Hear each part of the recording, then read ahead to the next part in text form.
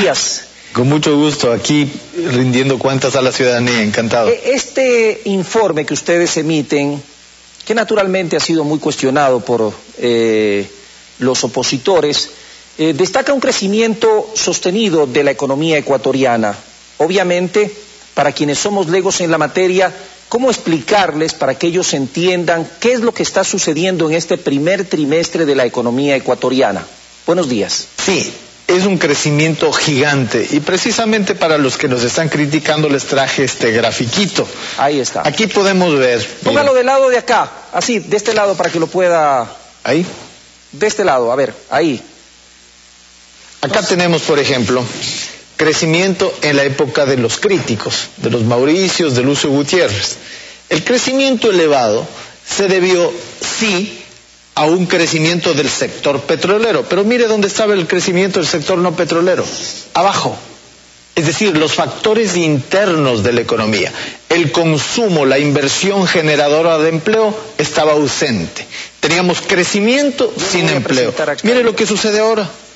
Crecimiento de la economía y crecimiento al mismo nivel de la economía no petrolera. ¿A qué se debe? A crecimiento sostenido en factores internos, producción, inversión, empleo.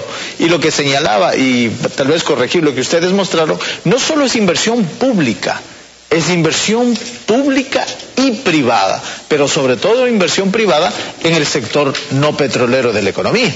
Por eso es que este crecimiento está asociado al crecimiento del empleo, a una disminución. Vamos a terminar, decía el día de ayer, el segundo trimestre con un desempleo abierto del 5,72%. Esto es por debajo del 6%, lo cual es histórico. Entonces, muestra que esa postura que ha venido teniendo el gobierno de una política contracíclica, cuando se retira la inversión privada, entra la inversión pública, ha tenido sus resultados positivos. ¿Cómo va el tema de las exportaciones? Porque uno de las principales preocupaciones del país y de la ciudadanía es el tema de las exportaciones, más aún ahora que se habló sobre la falta del famoso ATPDA, que obviamente para muchos decía que era ya el INRI de las exportaciones ecuatorianas. ¿Qué ha pasado particularmente con quienes exportan al país del norte? Bueno, es también interesante el dato de exportación. El crecimiento entre el primer trimestre de este año, 2011, y el primer trimestre del año 2010 es del 10% de exportaciones y es del 8% en importaciones. O sea, en términos de crecimiento han crecido más las exportaciones, las ventas hacia afuera, que las compras.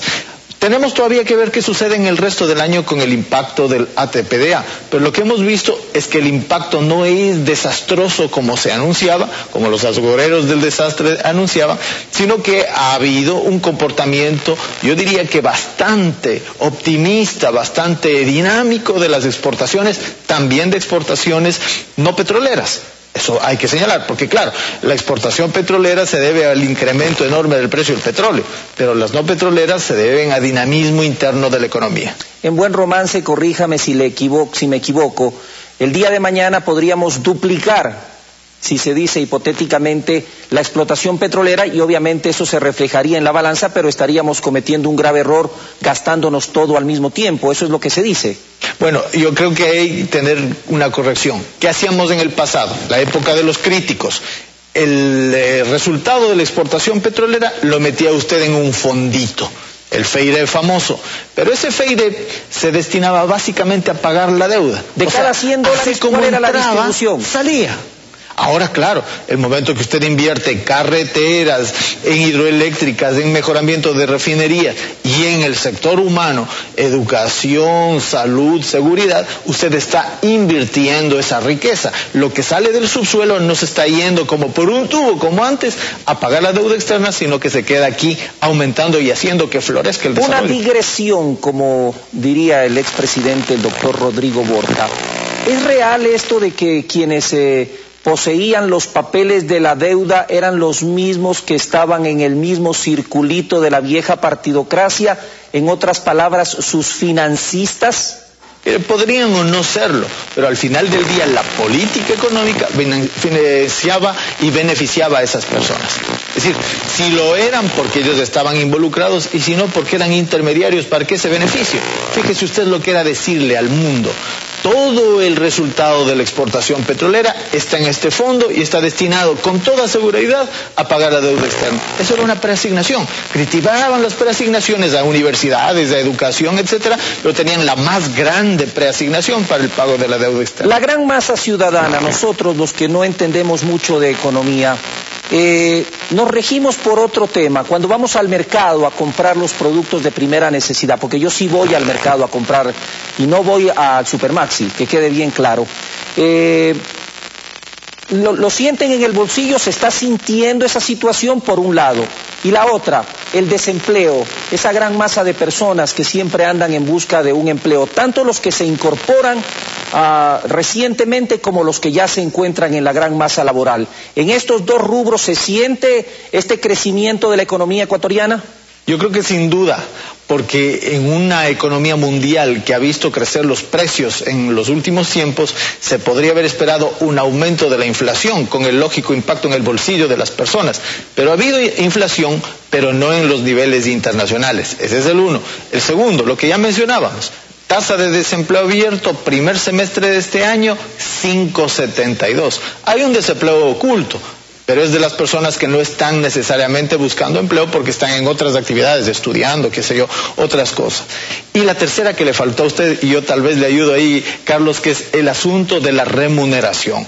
Ya. Vemos que este crecimiento tan grande, 8.6, se sostiene, decía yo, en factores internos. Uno de ellos es el aumento del consumo de los hogares. Usted recordará, siempre desde que fui ministro de Política Económica decíamos: hay que proteger el ingreso de las familias. Eso se ha logrado. Y vemos también un aumento de la remuneración, 6.72 si no me equivoco, y del crédito orientado a la producción y al consumo, que también por supuesto ayuda. Dos preguntas en uno, totalmente rápidas. Siempre es bueno comparar con los países que están al lado de uno, porque obviamente esos son en muchos casos sus principales competidores.